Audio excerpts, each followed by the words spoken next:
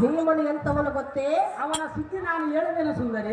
ಅಂತ ಸುಂದರಿ, ಭೀಮನನ್ನು ಗೆದ್ದು ಪಾಂಚಾಲಿ ಹೇಳ್ತಾರೆ. ಅವನ ಎಂತವನು ಎಂತ ಗುಣದ ಒಂದು ಒಡೆಬಡದ ಹೇಳುವಾಗ ಚೆನ್ನಾಗಿ ಕೇಳು ಸುಂದರಿ.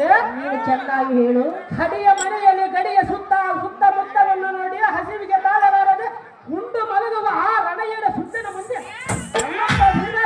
ಮುಂದೆ ಹೇಳಿ ಸುಂದರಿ. ಅಂತ ಸುಂದರಿ, ಭೀಮನು ಎಂಥವನೆಂದು ನೀನು ಹೇಳಿದೆಯಲ್ಲ? ಹೌದು ಸುಂದರಿ.